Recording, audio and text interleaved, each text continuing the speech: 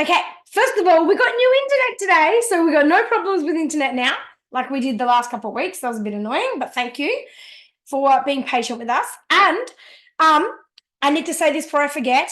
Remind me if I forget to tell everyone again this time next week. There's no call next week, okay? My mum's coming down from Cairns and she paid for me and the girls to all go to the Pink concert with her.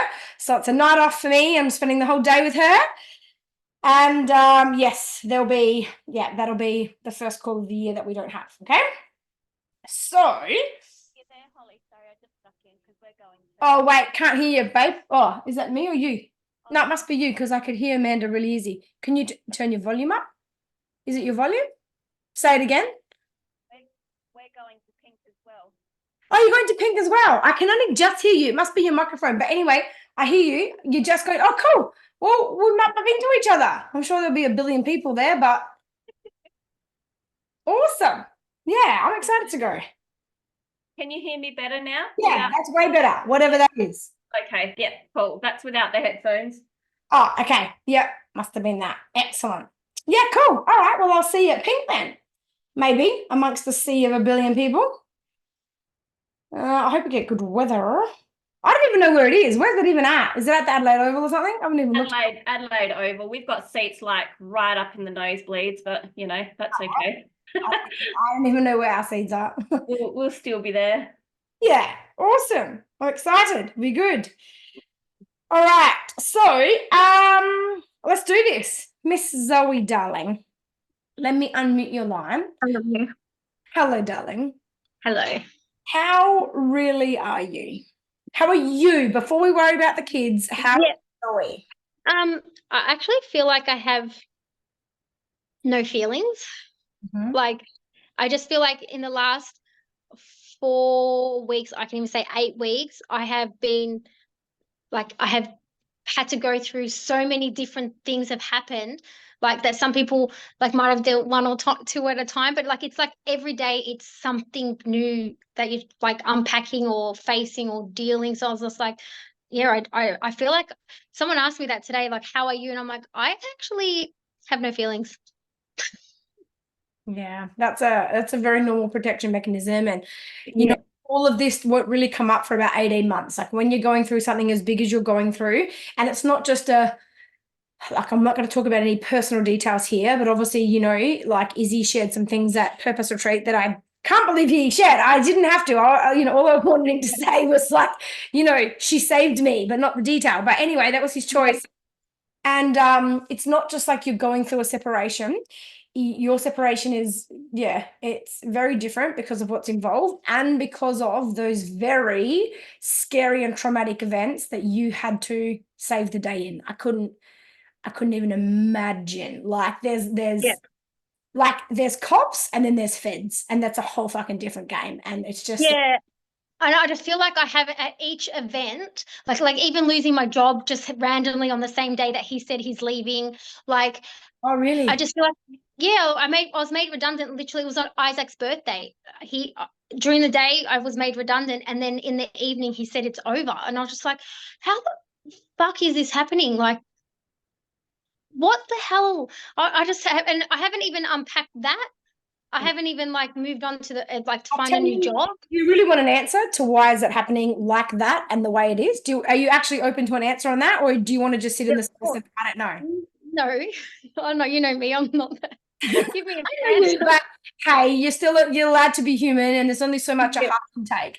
But here's what happens, and I also know I can say this to you: the reason all of a sudden every rug is pulled out from under you is because you've been getting the taps on the shoulder for a long time, and you have been avoiding them, and you have known in your heart probably what needed to happen, and it's like life couldn't nudge you there. So life went, all right, if you're not going to do it, I'm doing it all. And I'll do it all in one day. I'm going to rip off all the band-aids. And if we don't take the tap on the shoulder, or, you know, like I've said, you know, the big boulder that comes rolling on down to us, and then if we don't take that, then we get the fucking truck, right? And so you're getting hit by the I truck. feel that. Yeah. I actually feel that. I can believe that. I was like, it's like saying the universe is like, I've had enough watching. This is it. Like, you're not living your true whoever the hell you're meant to be, which I don't know yet. But and it's like every time I see a little weak spot in myself that I might forgive him or something, it's like something new says, no, no, no, no, no, you're not going back. And it'll be like the girl, or there will be like, yeah, I don't know, like there was hundred things. Yeah. And you might feel like you don't know who you are, but there is one thing that you do know, and you know who you're not. And you've Yep. been forcing yourself to be a lot of who you're not, for all whatever reasons. Doesn't even matter what the reasons are. But yeah, this is life saying, hey, we're going to do a revamp of everything. And I'm going to prove to you that you're okay no matter what you go through. If you can lose a job, lose a husband, lose, all of these things all at once, the dog, at the same time as your son's birthday, and then not only that, but I know there's issues going between your husband and your daughter, all these things all at once. That's like life going, hey, it's like you'll never again in your life, ever, ever, ever be able to ever believe that you aren't supported by life once you've gotten through this and it's all proven to you that you were supported the whole time, right? So yeah, just know that there is a reason, and yeah, this is what happens. Like I'm not trying to put like egg on your face or anything like that, but this is what happens when we are led to the moments where we're called to make decisions or to put up boundaries or to step into self-love and protect ourselves. And when we avoid those moments, life does it for us in the end. Okay. I feel it. Yeah. Yeah. I know you do. Yeah. I feel you, babe. Yeah. No, I truly believe that's the truth. Yeah. And you're still in there. You look different. You really do. Like, I'm not even talking about like, how tiny you are and how much weight you've lost and all those things, but just in your eyes, from who you were 2 years ago at the retreat 2 years ago. It came up in my memories last weekend. It was last weekend 2 years ago when you were there. And isn't it interesting that, a lot opened in your life then around your family. And now you've gone through stuff last year with Izzy's family and your son and everything. And, now here you are, what's basically almost to the week 2 years later from Purpose Retreat. And yeah, there was a lot missing in your eyes, that the sparkle that I know is you.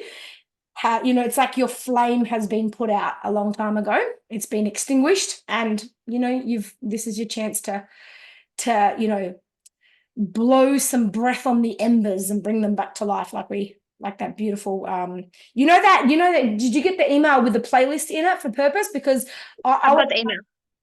yeah, in the email that we sent straight after Purpose, the playlist is in there, the Spotify playlist. And I would encourage you, while you're going through this, to listen to. We put everything in there that we used that weekend. So that very first audio, which was like sitting around the fire, and it's all that's in there. It's called Sit Around the Fire. It's by John Hodgman. You really should listen to that and that more and more, and use that as a bit of a pillar of a strength while you're going through this journey. Okay. Cool. Thanks. No worries, my darling. All right, let's help you with the kids, and particularly with Isaac. I think it's Isaac, yeah. So he's a dad's boy, and he knows about the girl, and because he's met her before as friends, which I didn't know a few months ago. Darren took him to work and they went past his house, so he feels like he knows her already. Okay. Yeah, and he really likes her, he told me, and he really wants to see her and hang out with her because it's dad's new friend. And I'm like, your dad's been gone 2 weeks, mate. Like, what the fuck? Like, so when I heard them talking on the phone last night and they were all joking and Darren was play fighting with her and he's going, oh my God, you're getting bashed by a girl, dad, and blah, blah, blah. And I'm just listening and I didn't interfere in that moment. But when he got off, I was like, crazy person. That hurt. Like, I was and when I woke up, obviously I regretted everything that I said, because I was like, he's not here because of her. Like, how do you like her? Like, what the fuck? But obviously that's my thing and not his. Like, I understand that. Yeah. So I let him go tonight to have dinner. I believe she's there. And I just have to fucking deal with it. I have no idea. Yeah, fuck. So that is really unfair for Izzy to do that. But like you say, it is that was you deflecting what what you really wanted to aim at Darren to Isaac, which you already know. But still, you're human and your heart hurts. Let me tell you what's really happening for Isaac right now. And he might like her, and I know what it feels like to be the person that when you are going to introduce you to, I mean, not at the fucking 2 week mark, let me tell you that much, but when you need to introduce your children to someone new and you want them to like them and all those things, right?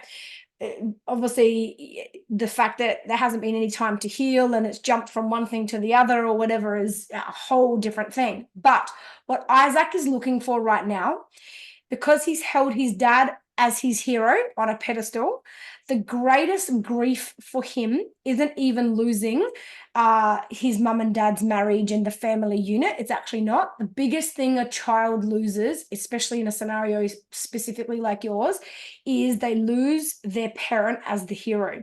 He doesn't want, like all of us struggle with this, when you first start coming to the awakening journey, you want to believe your parents were great parents and they did their best, and I know they loved me and they only did what they knew how to do. But really, where you start healing is when you go, fuck that, they fucked me up, and I know they might have tried to do their best, but bottom line is it fucked me up. Like, they fucking did this to me. You have to go through that process, right? And part of why we try to avoid that is we don't want our parents to fall off the pedestal either. We want to see them as the gods we've always seen them as, right? Because when they fall off the pedestal, we lose the hero, right? And it's the same with Isaac. So right now, his little brain, to try to have something to cling to and to avoid the greatest loss he will have, is losing his dad as his hero.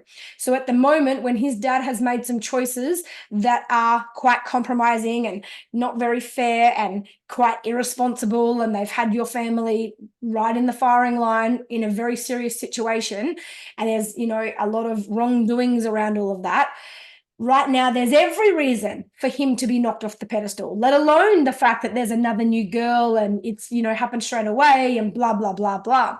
So right now Isaac will be fighting to keep seeing his dad as a good guy. Does that make sense? He needs to maintain the hero. He can't lose the dad out of the house and the hero all at once. The grief of that is it's too personal. Does that make sense? Okay. Yeah. So just know that when Isaac does fight for his dad or defends his dad and says, I really like her mum and she's really good and all that, right? All you need to say is, like, I am happy with that. I like the fact, if that's how you feel about her, I love that for you. You don't have to say I love her or I think that's great and what a great scenario. You have to say that. You say, you know what, Isaac? So long as you're feeling comfortable with whoever it is your dad's talking to, what I love is I love that for you. I love that whoever it is that your dad ever has in his life, whether they're men, friends, girlfriends, whatever they are, that you feel safe and you feel comfortable. So if that's how you feel, I like that for you. But you don't have to say, I like the whole situation, right? And you don't even have to make any comment. I'm just saying if there is something for you to say or Isaac's going on about it, but you are allowed to say, hey, I love that for you, Isaac, but it still hurts me. Okay. Yeah. My heart is hurting and that's not yours to carry. That's mine to deal with, and that's okay. But but I'm also not going to pretend, okay? Like, you're going to see me at my rock bottom, if that's where I'm at. Like, I'm never going to hide something from you guys. I want you to see that it's okay to hurt in life, and I'm not going to pretend, okay? But I'm also not going to I'm not going to pretend it's okay. It hurts my heart, but I'm happy for you that that's how you feel. Yep. Okay. Yep. So I can't say. He said that he's going to move in with her. Is he's going to move in with her? So that's what I'm saying. Like, every day it's something. Today we're talking about visiting the kid, visitation or whatever, and I was like, I really don't want her around the kids because I don't think she's good. Like, no, I don't think I know she's not good. Yeah. And he said, well, it's going to be really hard because I'm probably going to share a house, my new house will probably be with her because, again, he only says they're friends, they're not, whatever. But yeah, so I'm like, now I've got to deal with that. Yeah. All right. Here's what you need to do right now, because you need to practice, and while you're feeling a bit numb is probably a good time to do it, right? Because the edge is off your feelings, which can send us into our crazy feminine, okay? And so while you are a bit numb, you need to realize and you need to accept and, and reach out into the group for support, or like you did today in the conscious community. You need to really be deliberate and intentional with what you choose to give your energy to, and only fight the battles that you can fight. At the end of the day, you can't control who he lives with. And No. no matter whether or not you think she's good for the kids, like, you also don't really get a say in that unless you are willing to say the kids can't see their dad, right? You can't control the environment over there.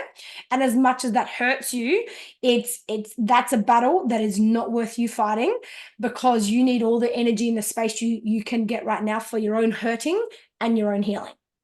Okay? Yeah. You hurt a lot more before you heal, right?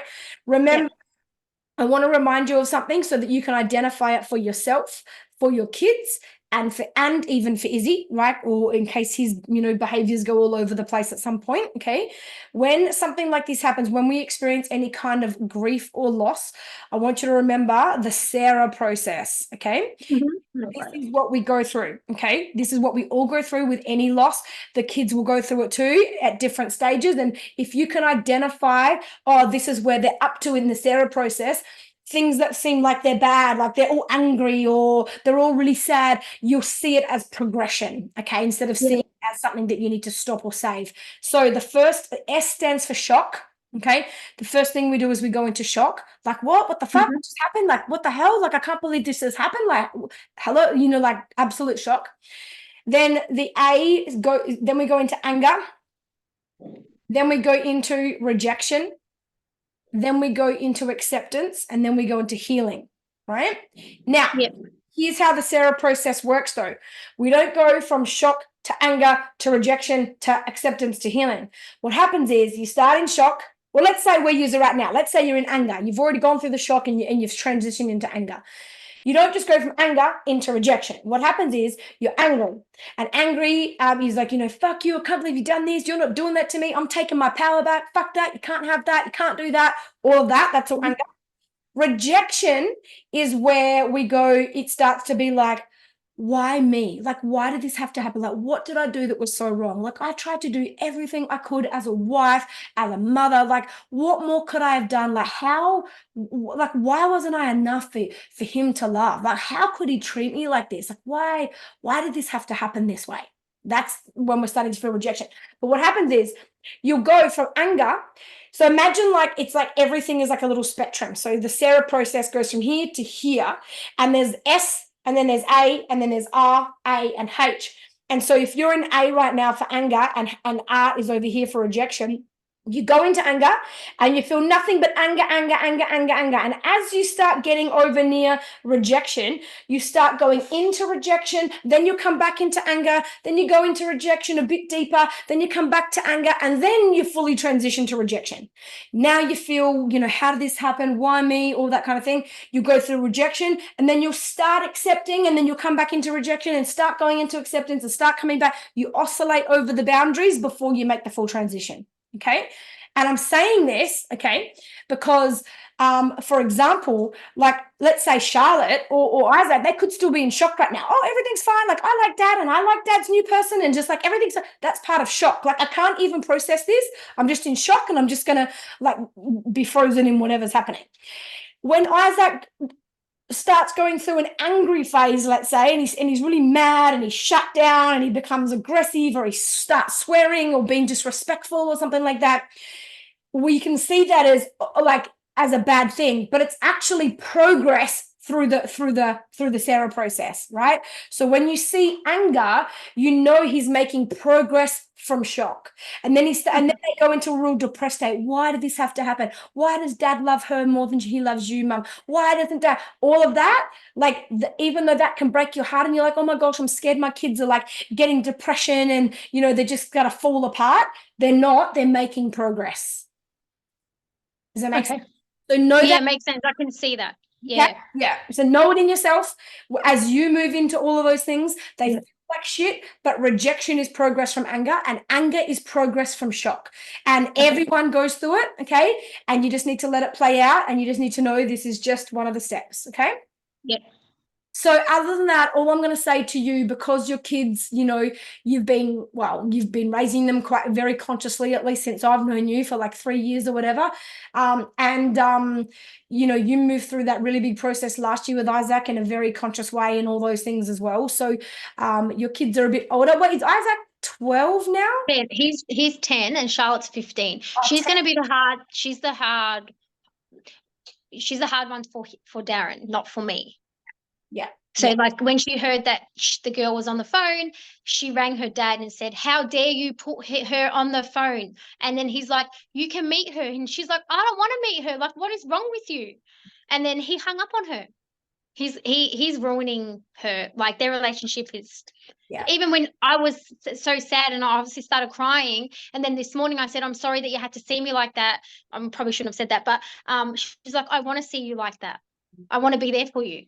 Yeah. I'm like, "I need to be there for you." Like, like, what do I meant to do? And she's like, "No, I want to know. Talk to me." And I'm like, "Oh, is that what I'm meant to do?" Yeah. So yeah, and look, with Charlotte, and you do have a very close relationship with Charlotte. She trusts you a lot. So Yeah. let her. Like, you don't have to burden her with the feeling of having to be there for you. You don't, like, she Yeah. doesn't have to be there, but allow her to be, and you be there for her. Like, it's okay Yeah. to go through this somewhat together. The thing that'll break your trust down with her more, or it'll start to erode your trust, is if you start pretending you're okay when she can feel you're not. Then she's like, Yeah. why would you violate? Now I feel like I've lost my dad and I'm losing my mum because you're like not Yeah. even being connected. Okay. So Yeah. yeah, and So Darren, told me like that. Darren had a go at me about that. He's like, "You're telling her, or you're letting her know too much, and you're ruining her." I'm like, "What So am what I?" she needs to know is how you feel. She doesn't Yeah. have details on why you feel it, and that Yeah. will in her heart, no matter how much you think she can understand it or process it, or and like, you don't have to pretend and say, "Oh no, nothing happened. Don't worry, don't worry." Don't say those things. Say, "Charlotte, listen. Thank you for noticing how much my heart is hurting right now. It means a lot to me. I know you see me, and I love the fact I love the fact that I don't feel like I have to hide this. Yes, it hurts, and I'm not going to pretend it doesn't. Okay. And I'm always willing to share with you how I'm feeling.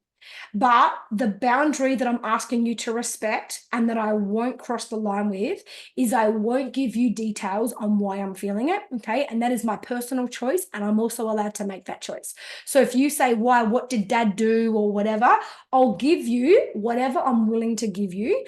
And outside of that, I'm not willing to give you more. It's just not fair. And there are just burdens that your heart doesn't need to carry. Okay. Yeah. So you're Makes welcome sense. ask me. You're welcome to talk to me. You're welcome to say, did dad do this? Did dad do that?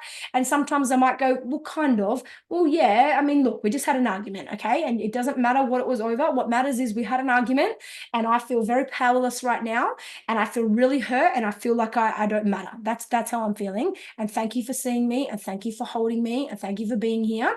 The details on what happened in the argument, they are not for you, okay? They are not for you.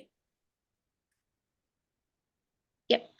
Okay. And she can respect that, so that she doesn't take on the role of like having to protect you and Yeah, that's what I don't want. and Yeah. to be loyal to you. She starts to feel like she has to hate her dad. Yeah. Okay. And just tell Yeah. her, you're allowed to love your dad. Listen, your dad is hurting me. I know that he's also hurt you. Okay. But you have all the permission in the world to love your dad. Okay. We all know his heart, and we know that in his heart, he's a good man. His choices aren't reflecting his heart at the moment. His choices are certainly not good ones right now. He's certainly lost his discernment and his ability to make judgments as a man, and particularly as a father. And I'm not going to pretend that that's not true. Okay. But in the depth of his heart, we know he's a good man. We know who he is, and we know he's a good man, and he does love you, even when he struggles to show that. And I'm not telling you have to love him, but I'm also giving you permission that you're allowed to love him. Yeah. Yeah. Okay. And Isaac, just go through a little bit of his 10. So Amani was like, nearly 10 when we separated. And yeah, it'll be normal, especially because, Darren's his hero. it'll be normal for him to go through a bit of a fantasy time, and it'll trigger you because he'll remind you of his dad, and that will be hard. Because it will appear to you like you just don't fucking care like your father. Like you think it's all like, yeah, great, let's just go over there and play with a girlfriend or whatever. Like there'll be moments that are so fucking triggering because he'll be reflections of Izzy to you. Look, you're a human. Don't beat yourself up. You lean on all the groups for support. Okay. Yeah, And thank you. when you're going through something like this, babe, you feel like isolating, this is the time. And this is where I see the golden thread in, the silver lining, and why the universe pulled everything out from under you, including your job, because right now you've got all the time you need to lay in bed, to sleep all day, to fucking cry all day, to sleep, to like whatever it is you need to do. There's time in your life right now, right? And what I love about it, even though it might hurt, there's no distraction for you. So you can't go distract yourself with being at work for 8 hours at the moment, which No, is harder, actually, more exhausting. I find the house peaceful when everyone's gone to school, and obviously, Darren's energy's been very off and it's been really yuck. So, like the day he told me that he was leaving, we had lots of big issues before that, and I wasn't sleeping, eating, whatever. But the day he said he was leaving, I slept. Yeah. Full, like didn't even wake up. Yeah. Yeah, and I've slept every single night since. Wow, babe. Your nervous system got relief. Yeah, I feel that. Like even when he was talking today, I'm like, there's no going back. Like I'm done. Like I'm done. Like I cannot. And then and he's like, but I want to be your friend. And I said, I wouldn't choose you as one of my friends. A friend doesn't hurt. A friend, like I can't trust you like at all. Mhm. Like, so I just want to talk to you about the kids and the sale of the house. Other than that, we have nothing else to talk about. Like nothing. Yeah, fair enough. He You're wants the allowed to be like, best of both worlds, and he can't have yeah, it. him wanting to be friends is just him wanting to remove the guilt that he feels because he in his heart he knows he's out of alignment. Yeah. And he's doing the whole manipulation, like I'm doing it for you. I know I'm not good for you. It's not you Yeah, choose who's good for you, not you choose who good. Like it doesn't I'm leaving you because you deserve better. That's the only explanation I've got.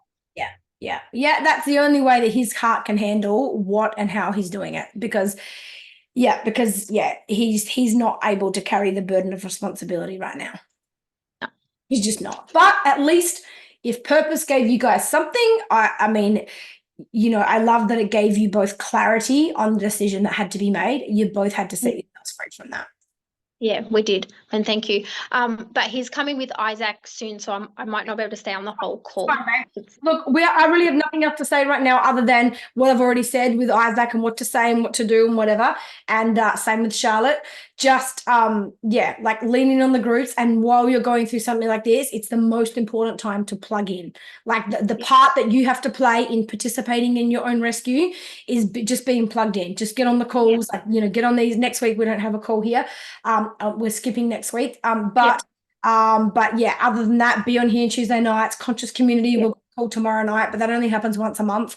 It's just a lot of calls this week, but Sunday night, tonight, and freaking tomorrow night.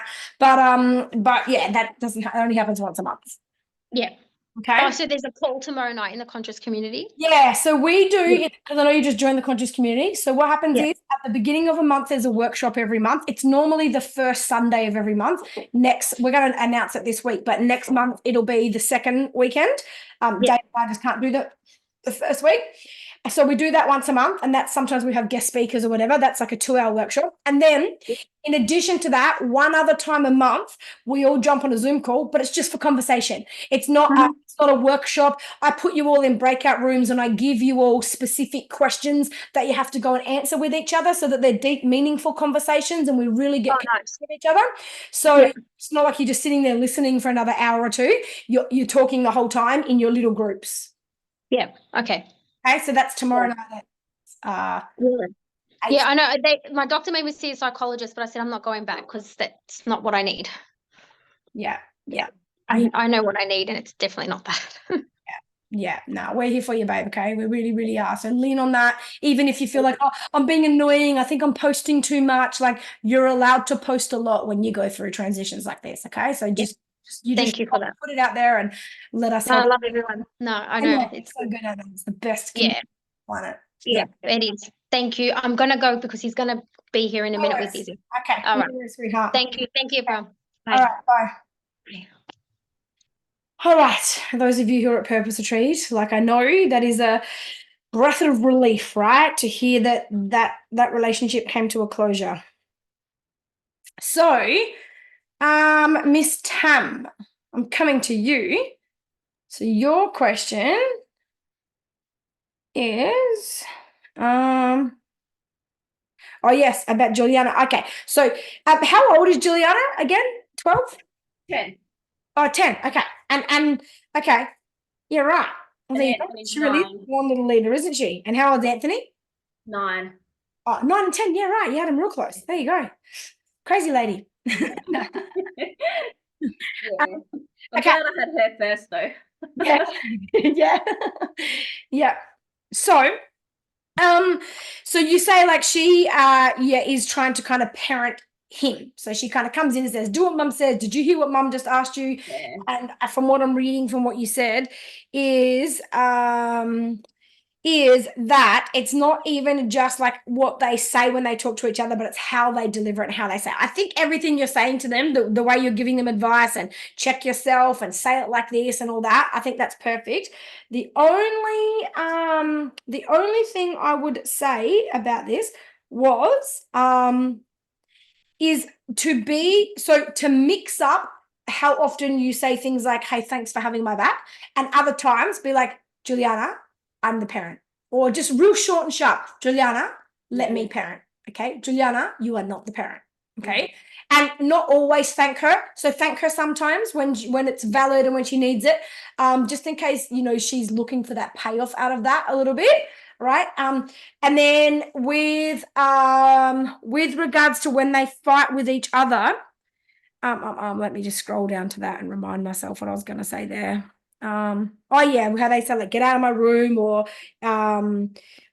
they just that you use the word brutal. You said that they could choose your words a bit better to not sound so brutal.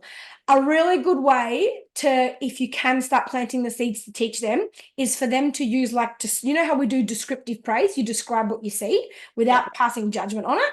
If they do that, for example, instead of like get out of my room or would you please get out of my room, what they can do is say something like she could say to Anthony, you're in my room and you didn't knock. Right? Or whatever it might be that their rules are. You just describe what you see. Anthony, you're in my room and I have not said you can be in here. So it's like I'm just reminding you what our family rules are or values, that you're not supposed to come into my room unless unless you ask and I say you can. Like that door line is where you need permission because this is my space and I own it, and vice versa. Yeah. Yeah. Or it could be like, when they're fighting over who's got the pen or something, it would be like Anthony, or he could say to her, Juliana, that is my pen and you did not ask to use that. Mm-hmm. He's often said that. So if he was to go into her room or whatever it was, she would have a big go. But the minute he picks her up on something like with the pen, for example, and then you go, well, if that was me getting your stuff, you'd be going through the roof right now. Yeah. And so in that scenario, and it's true, I've got a what they call an overreactor or whatever, and like all I do there is try and plant seeds for them to not compare. Hey, different people, just like different people have different needs, different people handle things differently. And I know you're right. I know that you don't snap at her like she snaps at you. Okay. But you know that that's how she responds, right? Like you are aware that is her response doesn't have to match your response. Like everyone's their own person and they respond in different ways. And that doesn't mean that we can't ask her to, can you say it nicer, or can you say that again in a clearer tone or whatever it might be, right? You definitely can still plant those seeds, but at the same time, it's like, oh, well, she doesn't have to go off at me. Hey, that's how she responds to things. And you are aware that that is her response. So when you choose to violate the rules that we have and you choose to go into her, you do that choosing and knowing that you're not going to get asked nicely. You're going to be slammed out of that room. Yeah. So understand that when you choose to cross the boundaries, that is what you're choosing. Yeah. Okay. And different people handle things differently. And we can't, you're not gonna don't get involved with like, that, well, he doesn't talk to you like that, or well, he's always nicer to you about it. I mean, the way that I taught my kids, like they will be like, oh, I let Bea borrow everything. She won't even let me borrow this one thing. And I'm like, okay, so you got two choices. You can either be powerless and try to change Bea, or you can learn a lesson and change yourself. And what you can do, what lesson do you learn from this? I'm not lending her my stuff. Okay, well then be strong on that.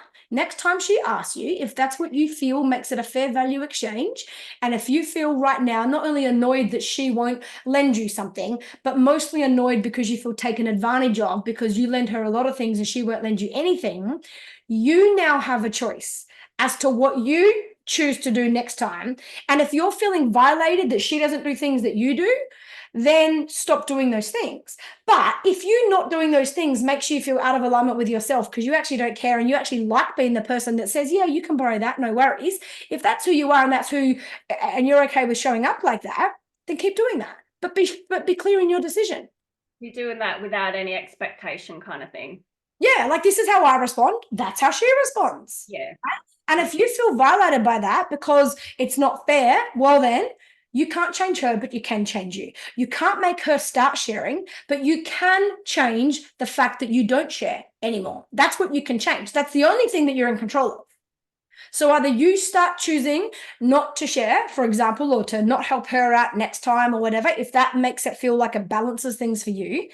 But if that doesn't resonate, like I, said this to Amani a lot all her life, especially when they were younger, because Amani is a giver and it hurts her more to get back at you than it does to just deal with having someone be unfair to her. Like it actually hurts herself when she's like, no, I'm not giving you that because last time you didn't like that. That doesn't align for her at all. Like it's not even her. And that will she'll feel bad about that and guilty about that, or she'll just hate that it has to be like that. Like her sisters, why does it have to be like this?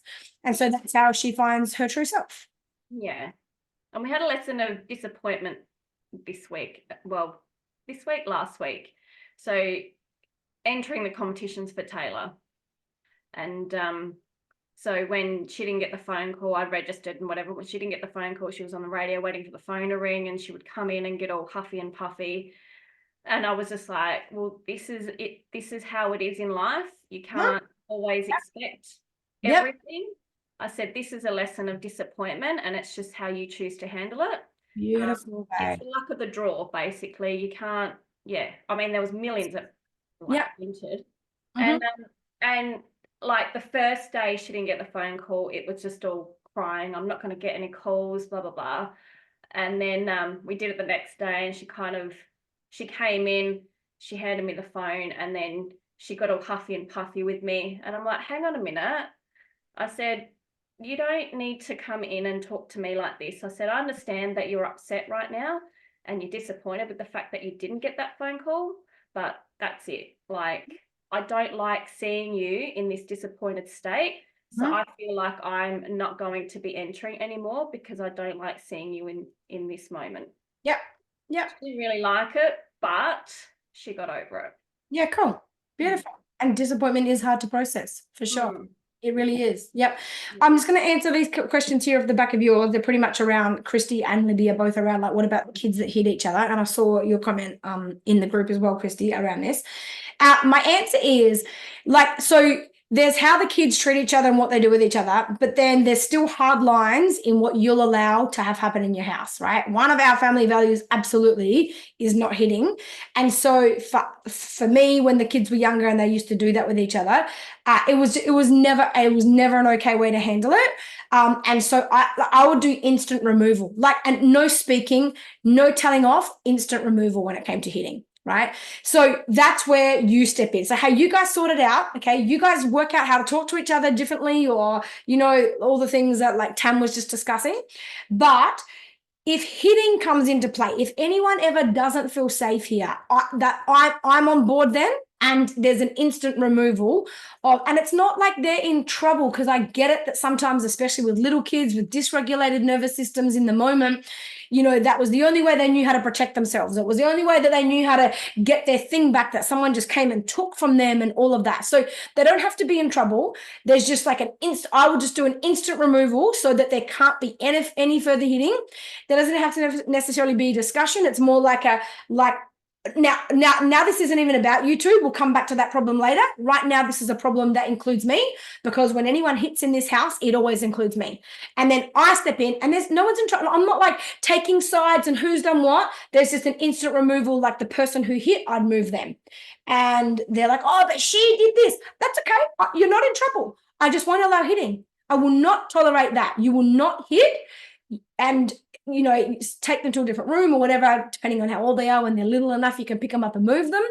And yeah, I like hitting is like, when you hit, you include us as adults, okay? Because that's my value. That this is my home, my family. And this is where I have the authority as a parent. So I would never let them hit. I would remove them. What did you say? If you can't remove them, hang on, let me just see. And what if they start, yeah, babe, that's a whole nother thing. And obviously, like, you know, having all ASD children, they might hit, and it's sensory and all that.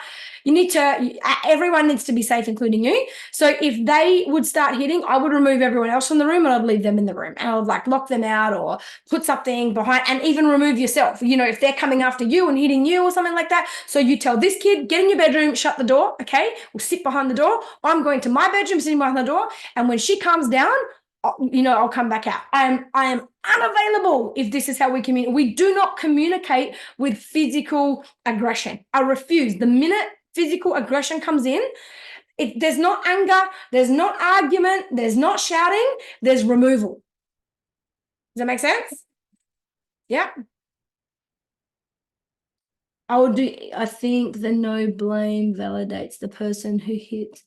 Feels like they're not in trouble. Yeah. And this is the thing, like the hard part is sometimes you can walk in on these things and you actually don't know who the fuck started it and who hit who first and what happened here. So that's why I always made it a point of because you can't always, if you're going to do you can't do punishments and criticism and consequences every time they hit, or you'll be handing out fucking consequences 27 times a day if you've got kids that are hitty and, you know, sweary and things like that. We'll get to your question soon, Lib, about swearing. But, so I would just be, no, this is not how our family, I will never tolerate anything in our family being handled like this. This is a hard no. You go there. Oh, but I don't want to hear it. This has got nothing to do with what just happened. I'm just saying no one's hitting in this house. You go there. You go there. I'm staying here. You stay there. You stay there. And when I can feel that this situation has changed, we will come back and sort out the problem that you've just had. That will be the second thing we deal with. But right now, this has gone to the top of the list because you started hitting. There's no hitting. We're not doing it. We don't do hitting. Oh, but why am I in trouble? No one's in trouble. No one's in trouble. You've all just been removed from each other so that people can be safe. That's the only thing that's happened here. We'll discuss the rest when we are ready to communicate. Does that make sense? That's how I handled it. Christy, I do point out that your situation is different. 4 kids, ASD, you know, some ADHD. I think you said pretty much all of them have like ODD or sensory or whatever. All those things come into play. So I'm just saying, you know, if you throw consequences at those situations in an already heightened situation, and if you accidentally fuck it up and you give the wrong person the consequence, or you didn't see what really happened, there's so many more problems that it creates, right? It's just, you blow the whole thing up, and then you lose trust on the person that you fucked it up with because you didn't actually see it properly, or you misjudged it or whatever, and you're never going to get it perfect. So in most of those cases, I don't really hand out a consequence unless it's a very clear intentional situation, and then there was absolutely one person, one culprit, I was there the whole time, and then I use descriptive criticism to be able to dish out that consequence. So it's not like it's all descriptive criticism, like it's all conscious criticism. Okay. Oh, very cool, Shara. Awesome. Yeah, found that with Ruby and Lucas. Yeah. I'd work out, maybe you might even need to work out a game plan, Christy. When someone gets violent in this house, because they're all getting bigger and stronger now, your kids as well. They're not just little, 7-year-old fights anymore, like they're big and strong. And so it's like, hey, here's the deal. When someone gets angry in this house, you go to that room, you go in the bathroom, you go in the fucking toilet, I'll go in the bedroom, like whatever it is. That's where we are until things come down. And like we all sit down on the floor behind the doors. If you have to do that in a house full of ASD, where everyone's quite aggressive, you have to come up with a plan or something. Make sense? Yeah? All right. Miss Marlon. Oh, yes, let's talk about this. Hello. Hello. I love your awareness around it and everything. And so I don't think we need to talk about this very long because you're right there. No. But basically your daughter she is 10 or 11. What is she? 10. Yeah. 10. Yep. All the 10-year-olds tonight. She's going through I think she's really finding some connection to herself. I know she's been working with Amani and I don't know exactly what they work on, but I don't know either. yeah, but I definitely since a lot of love. Like I know Amani got off the phone the other day. She goes, "Oh, I love the changes in Ruby," is all she said. And I'm like, "Oh, were you just talking to Ruby?" So Nice. yeah, so she's probably feeling really heard and really felt, and she's finding a sense of herself, and now she wants to play with that and express herself, and she's getting some confidence around her expression. And now she's like, "Oh, can I color my hair?" Right? And you're like, "Okay, first of all, what did you say? You said first of all money, second of all chemicals, and I know that's really high on your priorities and your values, and third, of course, you want her to have autonomy over her body, and you don't want to be hypocritical about that, but it's okay to still have some boundaries. Like you said, if she asked to get her nose piercing, it'd be a hard no, right? And you're allowed to do that, right? And so my question is this: first of all, let's address money. If you decide that there's no other reason to let's say not color her hair, right, then we can address money easily in terms of there's an option to do it super cheap, right? Whether you get something and you do it at home, it doesn't have to be the most perfect salon fucking color for a 10-year-old, right? And you'd probably only do some kind of semi washout thing or something like that anyway, or whatever. And so you might or you say to her, hey, if that's the only thing stopping you, it's like, hey, the deal is the only one I'm ever willing to allow you to use is going to cost you this. I'm only willing to let you do it at a hairdresser. You need to have $50 for that. So you haven't said no. You've said, yeah, when you've got $50 in your splurge account to be able to do that, also it's your money, it's your body, it's your choice, right?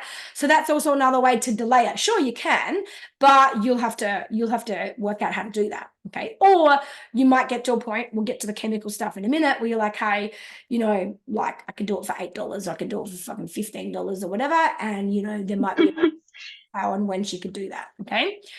Just depending on what you want to do, or a hairdresser or whatever, right? So I just think money, I don't know, what were you thinking around money? Were you thinking $100 type thing, or were you thinking $10 stuff, or what? Well, she said to me, "Oh, I'd love to have it done by a professional. I don't want you to do it with a packet from the, from the." Oh, she did that. Okay. Yeah, and I said, "Well, what do you think that would cost, right?" And she had no idea. When I said, it'd be over $100, she started to think, well, if you pay me $2 for this, I'm going to be here for years. Right. Trying to get the money. Scenarios like that, you can say, you know what, I'm open to that. And if that's something that you really have a burning desire to do, we could look at including that as your birthday present, or we could look at including it, and it might be 10 months away or whatever, but either in the meantime, you need to save it up or whatever, or you say, I tell you what, we'll look around, because you could take her. I've got someone that, if you really wanted to support this and do that, who is a hairdresser, who does my hair, who lives right near Marion. And she is the most beautiful hearted person on the planet. And, to be able to help a young girl, particularly with ASD, and make her feel beautiful and all that, would be her own dream. And she'd probably do it for $50 or something, right? And at a hairdresser, in a salon or whatever. So there's options out there if that was ever a case. And you might say, oh, I'm willing to put $20 towards it. You need to work out the rest. Or we can go halves in it. Or if you want me to pay for it all, it'll have to be included as your Christmas present or your... So you haven't said no. You've just said, here's the conditions that I'd be comfortable doing that in. Okay. So that's number one, right? Money wise, depending on Mhm. how much you actually, you might need to look into it and work out what you would do with her and what kind of salon you'd want to go to and what kind of product you'd want to use and all those things, and work out what the cost would actually be so that she can see. Because when kids want something, they don't just want that, they just don't want to be shut down, right? And so if she can see Yeah. that with her beside you, you've called a hairdresser and said, look, can I just get a bit of a quote on what it would cost my daughter? She's only 10 years old. She's got quite short hair. I don't need a cut or anything, no layers. I'm happy to just come in, do nothing but the color. And I'm even happy for you to not even blow dry her hair if you really have to. If you really have to save every dollar, you can go, we'll Mm-hmm. get it done, and then we'll go home and we'll blow dry it, right? We'll go home and I'll do it for you. I'll straighten it for you or whatever. So there's ways to bring the cost down if you need, right? But if she can see that you are invested in helping her achieve something with her body that she wants, then she'll tolerate the fact that she might need to wait because she can see that you're trying and it hasn't fallen on deaf ears, right? So that's number one. Number I think that's going to be really important. Yeah. Yeah, it is for sure. Number two, chemicals. I'm going to leave you with that one, okay? Because that's a decision you got to make. And I mean, you've been through mold and left your home behind not once but twice.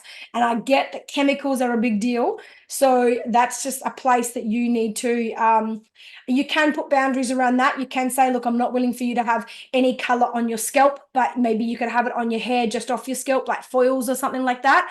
Still not perfect because, of course, it goes into the cuticle and all those kind of things. But not being put. So there's ways for you to work out where you're comfortable there, but you might have a daughter that doesn't care about chemicals like you do. And all I would want to say to you here. Yeah, I know. Yeah. And after I did my 21-day water fast and went full vegetarian for 18 months and only had whole foods, and I literally felt more stressed in life than I'd ever felt because I'm reading every fucking thing that you want to try and eat. And and once you know what that shit is, you fucking give yourself stress over eating anything. And I just got to a point where I realized I was out of balance as much as I wanted to be, perfectly free. And I just decided, and I'm not saying you have to decide this, I'm just offering you a perspective that worked for me. Because also my kids did not hold the same values, and obviously nor did their dad, and I couldn't control the environment over there. Hated what they were being fed sometimes and blah, blah, blah, right?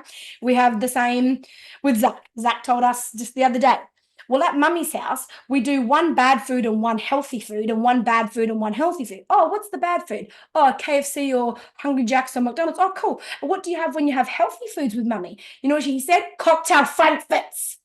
Oh, healthy food. Oh, I couldn't really die. I was like, oh shit, that's worse than McDonald's. Don't eat cheeseburgers. Shit. Anyway, so there's moments like this, that I've had to learn to just, he's not even my child, and I was quite wound up about that. But anyway, there's, moments like this, I guess, being separated that I've been forced into surrendering to. What I would say is this. The good thing about the way that we choose to live, chemical-free, toxin-free, all of the preservative-free, blah, blah, blah.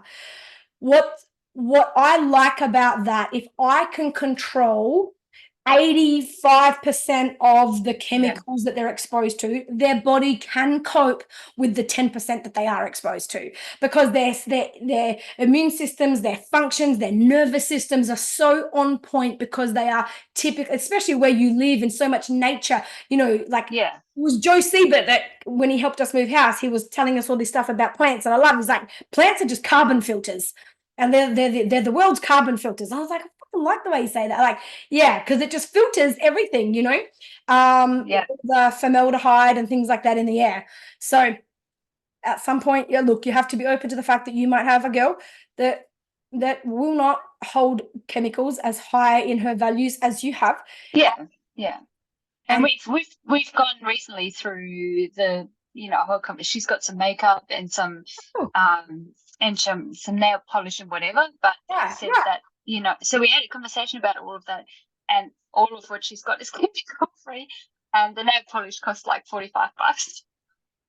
The what cost $45? It was like a 4-pack of nail polish. Oh, right. Okay. To get nail polish chemical free is very hard. It is, yeah. And it doesn't. But it is possible, and I said, if you place a high value on it, if that's a value of yours, which it is for me, I only have these brands and I only use this because I don't want my skin to absorb. So I'm just opening the conversation around what choices I make. Yeah. Perfect. Absolutely. But I get that when she's a teenager, whatever. But she said to me, I have no chance in your house because I'm not allowed to bring it in. No, So I'm well, she respects that, right? Yeah. But yeah, you can put your color in outside under the hose. Yeah, that's it. She said, just make sure it's not a color that pushes out like on sports day. That's not what I want. Yeah. So she's cool. And then with regards to autonomy over her body and the whole, example of the nose piercing, all I'd say to you here is the questions I ask myself, because Bea got a nose pierced like a year ago or whatever. And I was like, oh, really? And the only, I was like, really? And honestly, when I really checked in with myself, I'm like, what actually don't I like about that? Because also, not only did she do it, their stepmom over at their dad's house does piercing. She pierced their belly buttons, pierced their. Oh, wow. She always does say respect for your mum and ask your mum and you need your mum's permission and all that. She's respectful, but they do it. So it's cheaper for them and all of these things, right? Yeah. And all their friends go there and get their belly buttons done and everything. But I definitely was in this moment of like a fucking nose ring. And I went, okay, what is my problem with the nose ring? And the bottom line is, no offense to anyone with a nose ring, but I was raised that girls with nose rings are sluts in Mildura and like, oh, you're so slutty if you've got a nose ring. I don't actually believe that at all anymore at all. But that was like my first, and then I was like, I can't be the person who has a kid with a fucking nose ring at like 13 years old or whatever. Well, she was 14. Oh no, she might have even been. Anyway, around 13, 14. She's 14. She's nearly 15 now, but she's had it for at least a year, right? So I realized, okay, my issue with the nose ring wasn't actually anything to do with whether it might get infected for her. It had nothing to do with her. It was all to do with like, I don't want people to go, fuck, all these kids have got nose rings at like 13. Like, what the hell? We're following a parenting person and her kids have got nose rings. And in my mind, nose ring equals slut, which is so stupid and so dumb. I don't believe that. But that was my subconscious file just popping out. Right. Yeah. So yeah, they're all my stories. So and for me with Ruby, it's kind of like we've always told her how much we love her hair color because it's the same color than her eyes, and it's so natural. And everyone tells her, don't ever color your hair because people pay to get your hair color.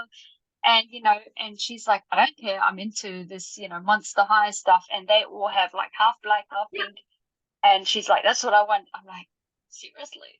Oh, yeah, that was my next thing, was just work out where your boundaries are around coloring so that you don't have to say no, but you can say, you know what, Ruby, I want to be able to support you in this, and I want to ask you to support me in this because these are changes for me as a mum, and I want to support you and I want us to support each other. So it might be a conversation like, I'm open to you coloring your hair, but there needs to be some boundaries on the color.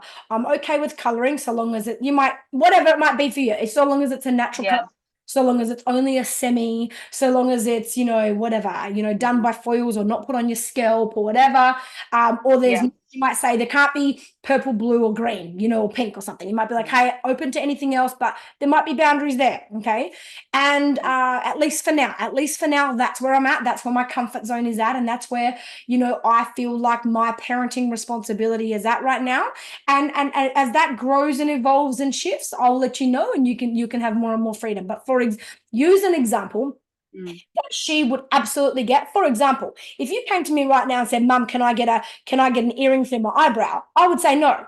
And would you think it would be fair for me to say no? As a 10-year-old, you can't have a bolt through your eyebrow. Is then she'll go, yeah, I get that. Okay, well, it's the same principle. The way that I would feel about you asking me for an eyebrow ring is the way I feel when you say, can I do my hair half black, half pink? The feeling is the same to me. And that's why I'm saying we can't do that, but we could do this. And here's where I'm willing to compromise. Yeah, definitely. So I need to just sit with what I'm willing to. Yeah, you really need to work out what it is and what you're happy. If you're going to say, okay, you can color, is that full range to color? And also set expectations. Bea colors her hair. She got I paid for her to get streaks last year for her birthday. And I said, just so you know, if we're going to do this needs to be redone. The only time that I'm ever willing to pay for your hair is in May for your birthday and in December as part of your Christmas. So you're going to need to be willing to have 6 months of regrowth in between if you're waiting on me paying, and I'll support that as part of your present. If you want it done or touched up in the meantime, that will be on you. Yeah, for sure. Yeah. No, that gives me lots to think about and work with. And she said, I said, oh, I'll get back to you. This one, she's like, I bet you're going to ask Collie, aren't you? I'm like, yes, I am. Get her to hang out with Amani a bit more. Amani's the opposite. Amani's like, I'm not going to touch my hair. She's like Bronwyn. I like Yeah. them both. I'm like, I'm just going to have virgin hair. That's going to be one of my principles or whatever. I'm like, oh, that's interesting because you got a belly button ring. But anyway, go do your Yeah. virgin hair thing. Yeah. Yeah. And, yeah. No, that'd be good. I just want to, support her and Absolutely. and keep the connection, and because she's opening up and coaching with Amani, and like I can really see in her that she's just really focusing on herself and what she likes. And I don't, the first time she comes to me with something, I don't want to go, well, can't do that. Absolutely. Absolutely. And what I do thank you. is her, I tell you what I see in it as a self-esteem thing, Marlon. I really her self-esteem. When you're wanting or even willing to do your hair to any degree bright pink, let's say, even if it's just some fucking streaks that are bright pink, like you're willing to stand out, you're willing to be seen. And she's always been someone that, has more preferred to hide or whatever, or, not be fully out there. So when you just want to color your hair, you're confident in your decision that you want to make, you're going to be seen. You might even be judged or whatever, but bottom line is you can't miss someone that's got some pink hair. So there's a sense of confidence in that decision. To find an identity that she feels that she belongs to, which is good and very healthy at 10 years old, even if they are identifying with their hair to begin with. That's why at Purpose Retreat we let 12-year-olds come, because that's where we can start going, well, let's have a look at your identity. Should we? Is it healthy? And where can we, where healthy? Beautiful. But at 10, let's let him get an identity anywhere, and then we go in and kind of tidy it all up later. No, it's nice to watch her and see her be like going from a girl that was curled up in the front of the car, not going into school, exactly, to now actually going to school. Pink hair. And and also kind of she's like, well, fuck it, this is me, like, I'm coming to school and I'm here. So that's really good. Absolutely. That's why it's important to me that she can come to me with these things. Absolutely. Yeah. And I also think it's okay for you to say, hey, I'm open to it to begin with, but only in some kind of natural color, because also what you are treading School might be a bit of a thing. What's that? School might have something to say about that too. I saw a few comments that I have a look at in a minute. Thank you, girls. Oh, I'll have a look too. Oh yeah, I can see. Oh yeah, because this is the other thing you've got to just keep in mind is that when she does this, it is permanent. And if she doesn't like it, it can't be changed. And, Bea went dark recently. And when she first went dark, it took her like a few days. It was basically a bit too dark. So it took her a few days to adjust to that. And I remember 2 years ago, I cut her hair. She wanted it cut and I stopped. And then she goes, no, I want it short. I'm like, are you sure? Because anyway, it ended up being too short. You can't change short hair, right? You can only change long hair. And maybe you might go, hey, I'm willing to do it, but to begin with, we're going to go with a natural color so that it does blend in a bit in case you don't like it and you wish you weren't standing out or something, and so that you might not even tell her that, but, you can go so that I can feel comfortable with this process. So let's go and whatever, a naturally kind of color or all over at least one color or something. We can do black, but let's do it all over or whatever. And then we can bring the, the crazy colors, the kind of out there colors, we can bring that in later, but let's start in. Yeah, that's exactly the conversation I had with her when she shaved her head. I'm like, you can shave your head, but just know that if you don't like it, you're still going to school tomorrow. Oh, good. And she handled that fine, yeah? Yeah, she was absolutely okay with her decision. She does own shave her. She does own the decisions, absolutely. Yep. Yeah. Thanks, Holly. Seeing some good stuff on like semi-permanents, like extensions and clip-ins and chalk. Yeah, have a look. Thanks, girls. Yep, those are all options, of course. Yep, ends of her hair, like a little ombre, like the ends of her hair, because if she really hates it, she can cut them off. That's a good. But she's only got short hair anyway, so you probably won't be able to do that. She does, yeah. Yeah. I had Joe, garden nerd. He was. Yeah, she's really changed. She's really Thanks, Holly. No worries. Thank you. All right, Miss Lib. Hello, darling. Hello. How are you? Hello. I'm good. I'm excellent. Yeah, I had a last minute. Do you know what? I was like, I've been stewing on this, but it's been happening for a couple of months and it feels so trivial. I've tried everything that I can think of. And I'm just done with it. Like, I just sometimes sit back and just be like, is this really happening? I've got 3 kids swearing at me. I'm like, so feral, so feral. And I'm like, I can't do this. Like, and as I said, I know I don't think they have they understand that it gets a reaction out of someone. And I've tried the whole just ignoring it as well. But when I have Millie turning around and swearing at me, I'm like, this is not okay. I'm just stumped. Oh, this is stumped. Yeah. I hear you. My answer, especially when I know you've tried everything and you said that, right, is only, again, it has to get nothing and like a removal there. There has to be like a pattern interrupt, right? And so let's say you're holding Millie and she like calls you a fuckhead or whatever. In an instant, there's like remember we talked about purpose of treat, the boundaries aren't requests. Boundaries are things that you can control and you can own. I don't have to tell you, don't you talk like that, or can you please say that nicer? Like, those are requests, right? We can request. Doesn't work. Yeah, it doesn't work. It's done. Yeah. Meeting a boundary is you don't get a say here. Like, it's just like, and you don't, again, you have to be angry. You don't have to say, because that will probably just, give them more attention for it, right? But instant, pick them up, like in their room, shut the door. And you can leave one word, won't tolerate that, or something like that, or you're holding her or whatever, and then she smacks you or hits you or says something to one of the other kids or whatever, instantly put it down. Just nothing, like absolute like coldness and nothingness. And they're swearing, you're this, you're that. Like, the thing is, you can't change what they're doing. This will be a season. It will be a process, because up until now, it's already been going for a few months. And I remember that video that you sent in the chat group that day, when they were coming in from outside and swearing at each other or whatever. I mean, I shouldn't laugh, I know, but of course, if I put out that video, you'd laugh at mine. Okay, sorry. I was like, yeah, I do. Watch the video. Yeah, I do like. I'm trying to think which one. That was when they. Oh yeah. When Lockie was outside and he caught it. I think. Yeah. I remember that one. That was funny. I laughed now. It was a hard day, and I get it. So all I'm gonna do is instant removal. Like, if they come inside or something and they're swearing, they're outside. It could even be outside. They're just literally removed. Like, with no energy, with no eye contact, you get nothing from me. You come like that. It's like when you come correctly, or you don't come at all, right? And when you come to this family, to this space, to me, right? You watch how you come, right? And so instant disengagement, like complete disengagement.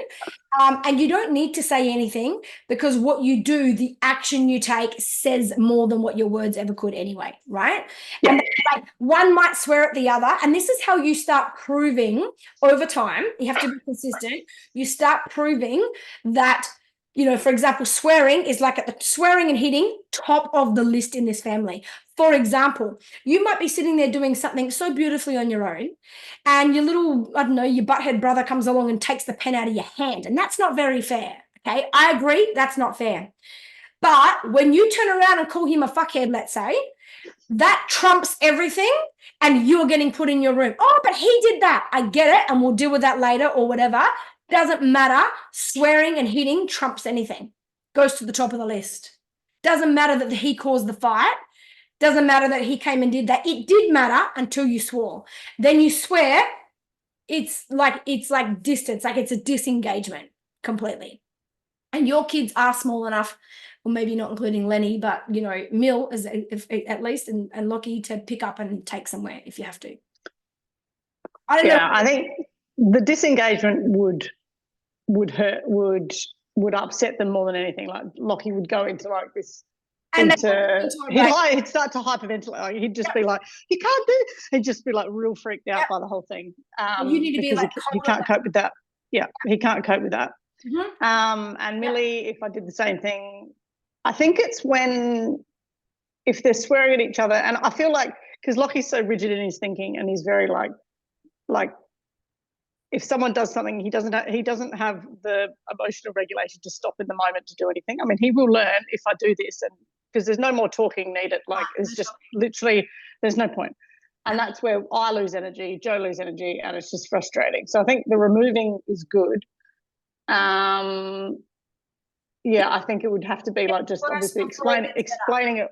Yeah, explaining it all first. But I think what Lockie will get upset with is he'll be upset. Like, I've got to tell him, I'll deal with that in the meantime. But he'll just be upset that there's always a reason for why he does stuff. Always. Yep. And usually it's Millie staring him or doing something that she just does it she does it cheekily. She's like, oh, Lockie's not here, so I can play with his toys. Yeah. And she laughs. So Yeah. like she knows what's going on, Yeah. but she also tries to get away with stuff. I'm like, well, you asked for it, mate. It's exactly what you were talking who was talking before about I think using this stuff.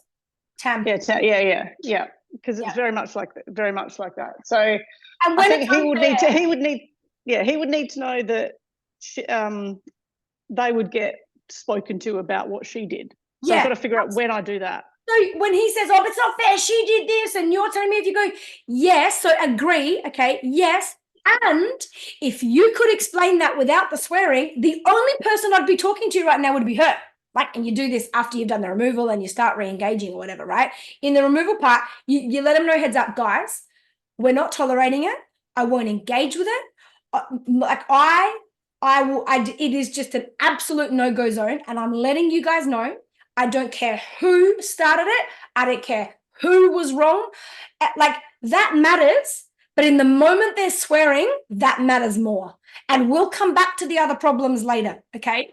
But anyone swears in this family, that goes to the top of the priority list, and that gets dealt with above anything. So if you feel like your brother and sister have been really unfair to you, come and explain it without the swear words. You use a swear word, you lose respect. So my little philosophy that I have in life and in leadership, and that I use with the kids: dishonor disqualifies. Disqualify.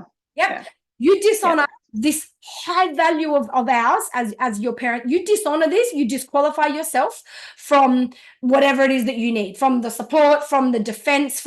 You dishonor this highly valued, rule in our house or value in our house, and you disqualify yourself from access to me. You will get nothing. And you can stand there and you can scream and you can hit me and whatever. I'm not engaging with you. I'll stand there and take the hits, just so you know. I will not engage with you. And you will be put in your room, or you'll be put wherever it is you go. You will be removed.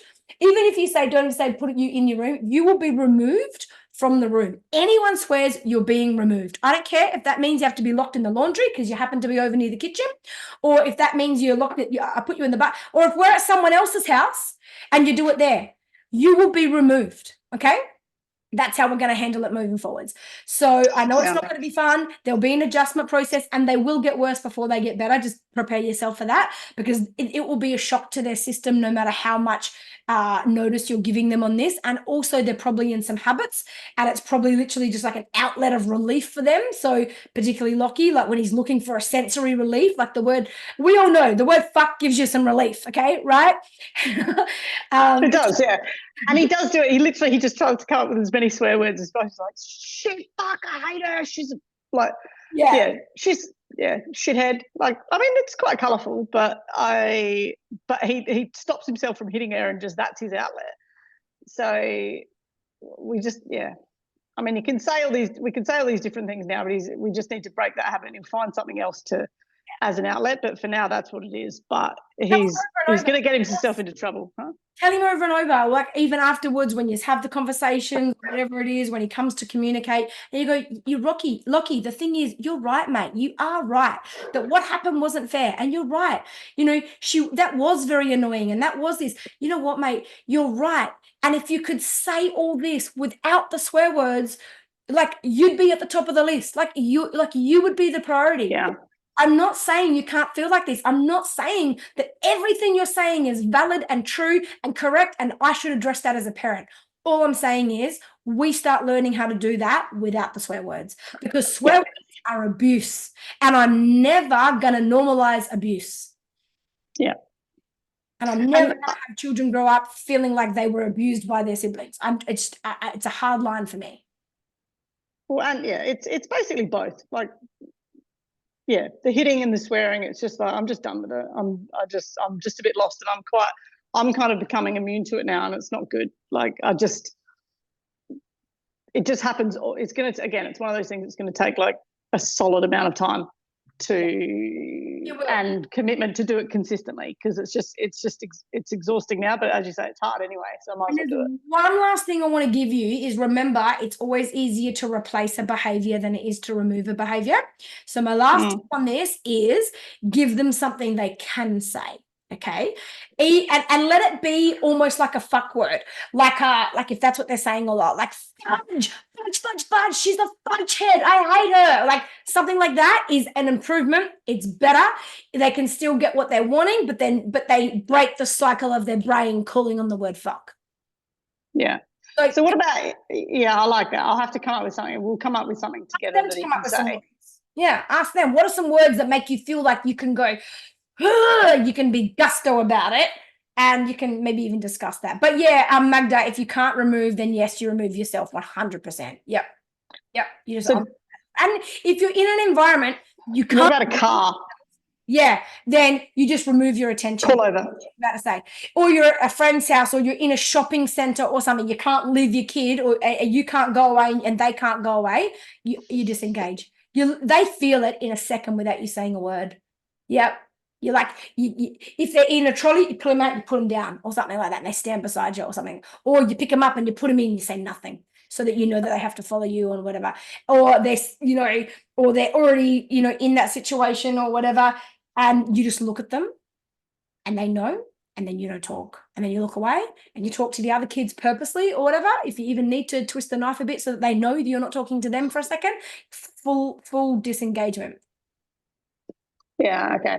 And is that what you mean by saying in the car as well? If they're all screaming and swearing at each other in the car and I can't pull over? I've done that before. I've just had to go into I don't know. Yeah. I just have to ignore it. I can cope with it. Joe can't cope with it. It's just like the noise just sets him off. I know, I get it, but we just have to deal with it. Stop. It doesn't stop him anyway, right? But what you can do, say nothing. But like when I used to get home with the girls, like I like if something was going on in the car and they knew and we discussed it, I'd disengage. I'd go quiet. They'd feel like I'd literally put out all the vibes that I could. And when we get home, they get the treatment. So I'd Nothing. one by one out of their carport. I'd like go in. I'd like undo their car seats, pick them up, put them out like that. I'd be like inside. I would say like one word at a time, and they're like, "Shit, we're in trouble." And then maybe when we got inside, I'd just carry them to their room, and they know I like that. they don't need to hear a thing. They don't need to go, "What am I in trouble for?" I wouldn't even reply to that question. Yeah, they know. And then just wait for them to come and either not apologize, so to speak, we'll address it. They can do whatever they want when they address it. Yeah. After that, I think after that, it depends on the scenario. There might be a scenario that was really bad, or that Joe made really nice requests and it was so disrespectful. In that case, if they start to come out the room, you say, no, you can come out when I tell you today. You're not coming out when you say, you come out when I say today. And there'll be other times where you just let them process it, let them come out. And as long as they rejoin nicely, you just there doesn't need to be a punishment, a consequence. There doesn't even have discussion. Doesn't even have to be a discussion. There's just only action. There's only action. I take action. And I like that. I like that. I like that. And then, so what about things like, obviously there's swear words, but then like, I hate you, I wish you could die. I wish you were never in this family, like those sort of lovely things. Yeah. You got to tackle time. I think you can tackle it all. They need something at the moment. And like, these are all habits. So I think just tackle the swear words first. And yeah, the thing that's hard, especially with young kids, you can't change it because, when they say, I wish you can die, we've talked about this before. They're not really saying, I wish you would die. They're just saying, I wish this problem forever, right? Yeah, I wish it would stop. Yeah. Yeah, it is a bit of a natural expression. So in that case, if it was happening, I would replace their sentences. It depends on the scenario, and I'm not saying you can't address it, but also you just can't control it. You can't give them nothing to have as an outlet or something. Say, you're so annoying, or maybe you might allow a word. You might allow the word idiot or silly or something that's less punchy. With regards to like, I hate you, I wish you weren't in this family, I would butt in those moments. I'd say, you're welcome to your feelings, but next time find a better way to say what you're feeling or whatever. Or, or I would talk to the other child even, hey, Millie, don't listen to what he just said. Okay, block that with your mind. Just it's got some big I did ask a question recently about that. I asked that about a year ago, and that was more Lenny just being a jerk, like being really manipulative and just being really mean to him. And it was the suggestion then was more trying to train Lockie just to be stronger, just be like, Lenny's doing this for whatever reason. Yeah. And you talk to the other child in front of the one that's angry, that makes that one even angrier most of the time. They're like, they hear what you're saying. No, he's not. No, I don't. I do hate it. You know, they're like, you stir them up and you're like, yeah, I'm winning because now you're getting at them. But you talk to the child and you just give them, you plant the seeds in them for what they should think, because people are going to say pretty nasty things to you. Or you look at them and you go, she doesn't believe that. That's not true. That's not true. You know, that's not true. Like when they're like, oh, I wish you would die. I wish you were in this family. You look at them, you're like, that's not true. She's just that. Yeah. And then they don't even see you do that. And they're like, don't you do that. And then you cop it from them. And it's like, hey, if you choose to say words like that to my children, I will have something to say. We can't change what you're saying, and you can't change what I say. So I just hand it back to them. Yeah, I like that. The last thing I'll say, just as like a funny quote, probably my favourite quote, just really encapsulates how rigid Lockie is sometimes. Like her such a like anyone that's got a kid on the spectrum, it just makes me laugh. Like, you know how Lockie gets very fixated on his toys, and like he had a new toy that was just like, I don't know, whatever it was. And Millie wanted to come and play with it with him, and he's come over and he's just like, you can't play with it, Millie. See, it's 8+. Whack. Because she wanted to play. I'm like, right, helpful, Lockie. Like, as in that's whack. You're a dickhead. Whack. Because she asked to play with it and she's not 8 or more. She's only 4. Right. I'm like, all right. Wow. Yeah. And I'm like, there's no space at all in between there for like any kind of for to change that response. Yep. Yeah. Yeah. So in that scenario, I'd remove him for the thing. I'd say everything you had to say was fair. The swear word wasn't. Everything you did then, you had a fair point. Hitting, cross the line, mate. Yeah. Yeah. Just yeah. Go ahead. Oh, I'm just saying, like he literally would, and I'm smiling. I'm like, Christy just wrote something, and Marlon's smiling as well because it's true. Like in theory, I'll teach him all that, and it's just in the moment he literally just can't stop himself in the moment. And then he's like, I'm really sorry. Like he'll come back, he's very apologetic, he'll give a genuine apology, and he'll be like, he just reflects back. He's just like, I just can't help it.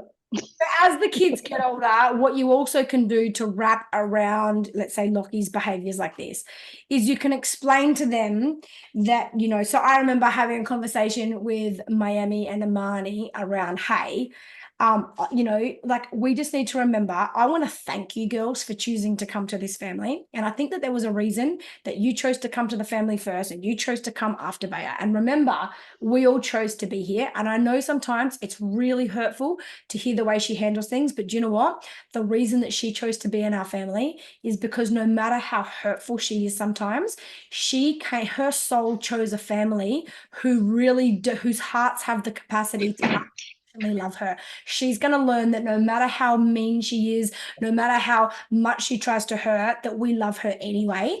And sometimes it's going to feel hard, but that is going to be one of the lessons and why everyone chose this family and why there's bookends and that one in the middle. Yeah.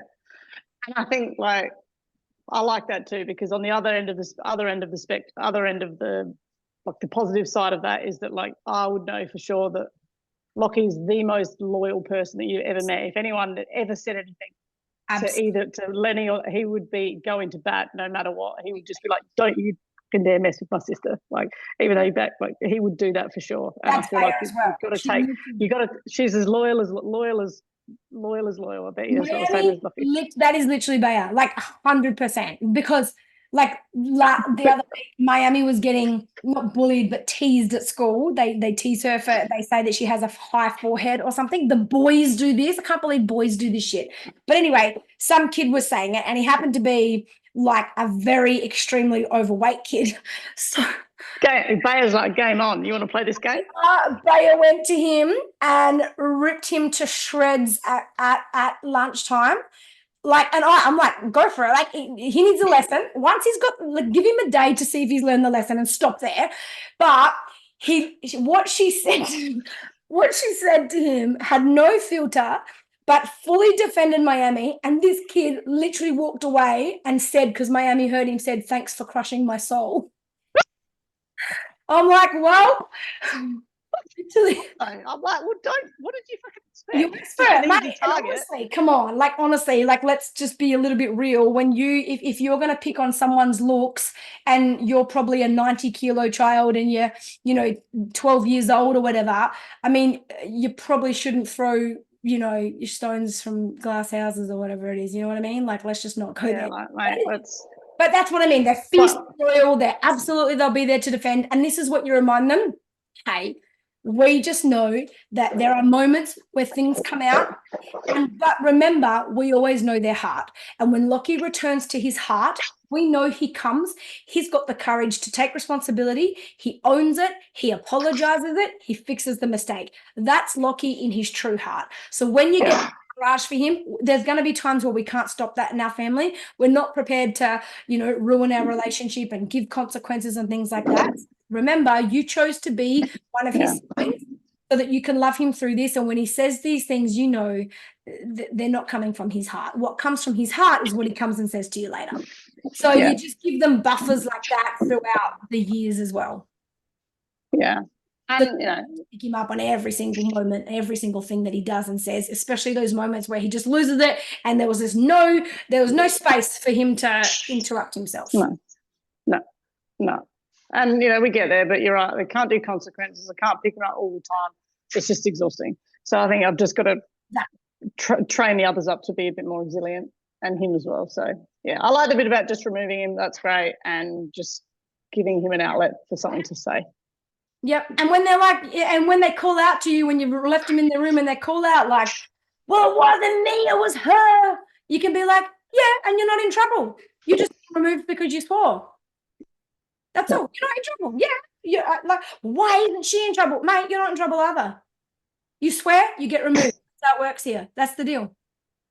Like, that's the kind of communication you give, but not in the moment that you're doing it. Pick them up, move them. That's it. End of story. But if you have something to say, all you do is remind them, you're not in trouble. I just won't tolerate it. You will not be allowed to remain in the same space if you choose to come like that. You will be removed every time. Yeah. I like it. Thanks, Kelly. Just don't expect it to be a one-hit wonder, okay? Give yourself 3 months to play this out when there's habits in place. Yeah, I think removing him, he'll be gutted about that, and he won't ever want to be removed. He'll say that, so I think that'll work. All that happens is it's not choices, right? But all that happens, his brain starts to remember. His brain starts to build an association. Like, as he goes to swear, one day his brain will just kick in and he just knows what's coming next if he does. And it'll give him the pattern interrupt. Yeah, that's what I need. Perfect. Cool. No worries. Thanks, Alice. Absolutely. No worries. So just a reminder, guys, if you weren't here at the beginning of the call, there's no call next week. And this Facebook thing is doing my head in because, the other week I went to cancel a call. And then when I canceled it canceled every fucking call for the whole year because Facebook have got this new thing in events where you can set it up as a recurring event so that I don't have to come in and manually do the event like for 3 months in advance every 3 months, which takes hours. So I went with that option. But now I went to it tonight. I thought I just fucked up something last time and deleted it accidentally, but I didn't because I went there to try to cancel next week's call only so that it's not there. And it said it will delete every fucking event in this whole thing. So then I'm like, okay, well, I won't delete it. What I'll do is I'll edit the title of it and I'll put the words "no call this week" so that if anyone goes to check it, they're like, oh, there's no call. When I did that, it edited every fucking event in the whole year and everything said "no call this week." So then I had to go back and edit it back to weekly live Zoom call.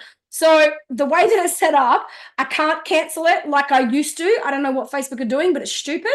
So just know, and I'll put up a reminder next week. I'll get a post to go out that morning instead of the questions post. It'll say reminder, there's no call this week. Okay, but heads up, there's no call next week, even though you'll see it in the event section. Okay, I can't change it. I'm sorry. Facebook would do my head in. Okay? Thank you, beautiful women.